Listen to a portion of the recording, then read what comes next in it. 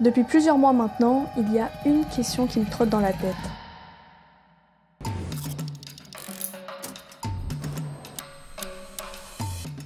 Pourquoi est-ce que j'ai toujours l'impression de courir après le temps ?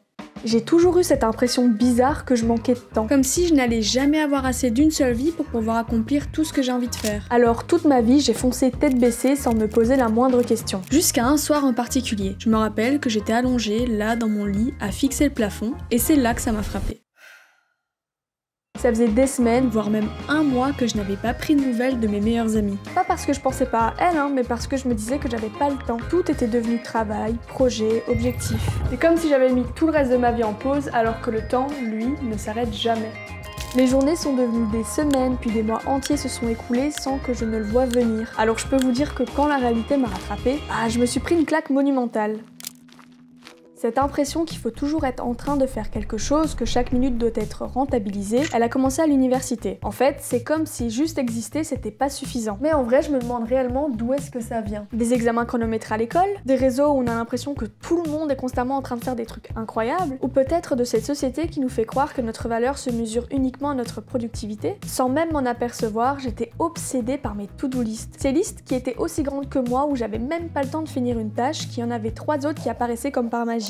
L'horloge était devenue ma pire ennemie et chaque minute qui passait était un rappel de tout ce que je n'avais pas encore réussi à faire. Ce qui est ironique, c'est que même quand j'étais censée me détendre, mon cerveau, lui, refusait de se mettre en pause. Physiquement, j'étais là, avec mes potes, j'écoutais leurs histoires, leurs blagues, mais mentalement, j'étais déjà en train de planifier ma journée de demain, de stresser pour mes deadlines, de rédiger des mails. Je me rappelle même d'un week-end, il y a quelques mois de ça, j'avais décidé pour une fois de ne rien prévoir. C'était vraiment un exploit pour moi, vraiment, je me disais, bon, cette fois-ci, je me déconnecte vraiment. J'ai tenu jusqu'au samedi soir.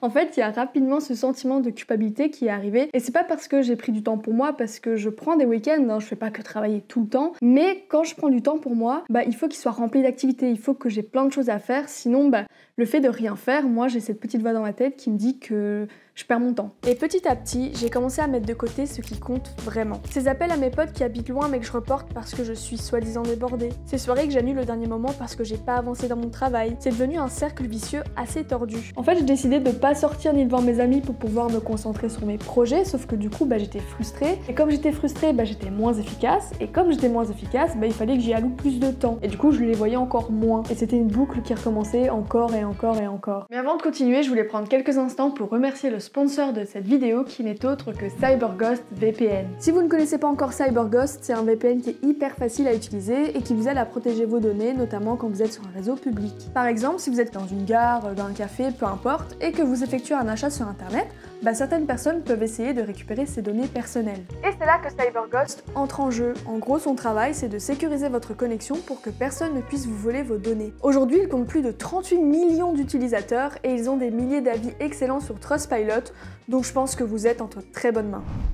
Perso, j'utilise au quotidien pour débloquer les catalogues Amazon, Netflix et Disney+ de plein de pays, et c'est comme ça que j'ai pu regarder Talk to Me, un film qui est seulement dispo sur le Netflix américain. Et le petit bonus, c'est qu'en vous connectant depuis un autre pays, vous pouvez avoir vos billets et vos hôtels moins chers. Le service fonctionne sur tous vos appareils et vous pouvez protéger jusqu'à 7 appareils en même temps. En gros, ça veut dire qu'avec un seul compte, vous pouvez faire profiter toute votre famille. Et si vous passez par mon lien qui est en description, vous avez le droit à 83% de réduction, ce qui fait que votre abonnement revient à seulement 2,03 € par mois, et en plus vous avez 4 mois offerts. Vous pouvez le tester pendant 45 jours satisfait ou remboursé, donc il n'y a aucun risque. Personnellement, moi depuis que j'en utilise un, je peux plus m'en passer. Dans tous les cas, merci encore à CyberGhost VPN de sponsoriser des petits créateurs, ça fait toujours énormément plaisir. Et maintenant, on peut reprendre la vidéo.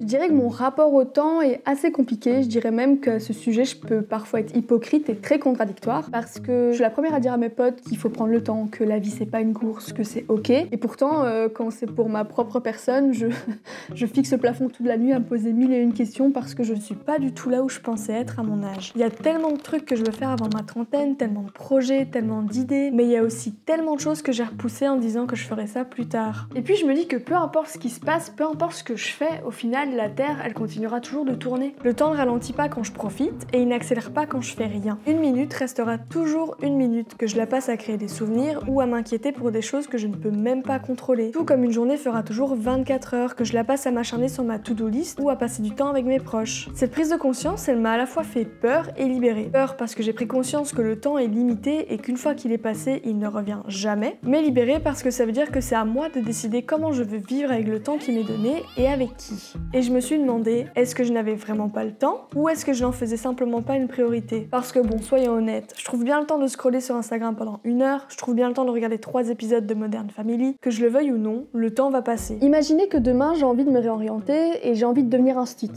Bon, honnêtement, je pense pas parce que j'ai pas du tout la patience avec les enfants, mais imaginez, les études d'instit, je pense que ça dure 3 ans. Bah, je pourrais me décourager parce que ça prend énormément de temps quand même. 3 ans à 27 ans, bah du coup, ça voudrait dire que je pourrais potentiellement devenir instit qu'à 30 ans. Mais au final, que je m'inscrive ou que je m'inscrive pas, ces 3 prochaines années, elles vont quand même passer. Donc autant passer 3 ans à étudier et finir par faire ce qui me passionne réellement, plutôt que de ne rien faire et de ne jamais devenir instit. Vous voyez ce que je veux dire ou pas? Le temps, en fait, quoi qu'il arrive, quoi qu'on fasse, il va passer, donc autant faire quelque chose qu'on a envie de vraiment faire, quoi, même si ça prend plusieurs années. Quand on se demande enfin ce qui compte vraiment pour nous, les réponses peuvent être surprenantes. On passe tellement de temps à suivre ce que les autres attendent de nous qu'on finit par oublier ce qui nous anime. Avec le recul, je me rends compte que pas mal de choses que je pensais importantes, bah elles ne l'étaient pas tant que ça finalement. Et d'autres, que j'avais complètement négligées, sont en fait ce qui compte le plus pour moi aujourd'hui. Au final, je me rends compte que passer du temps avec mes proches, c'est ce qu'il y a de plus important, alors qu'avant j'en avais pas vraiment conscience parce que je suis toujours quelqu'un qui travaille énormément. C'est aussi parce que ces 2 derniers mois, je me mettais vraiment la pression de sortir au moins une vidéo par semaine, de à chaque fois sortir un banger, vraiment une vidéo de fou. Parce que la vérité, c'est que je suis un petit peu en train de jouer au poker là, parce que je me donne jusqu'à la fin de mon chômage pour réussir à vivre en tant que vidéaste ou monteuse vidéo. Et c'est aussi pour ça que je me mets la pression, parce que YouTube, déjà j'adore ça, c'est quelque chose que j'ai toujours voulu faire, mais vraiment hein, depuis mes 14-15 ans je crois, même plus tôt. Et c'est aussi juste un portfolio géant au final.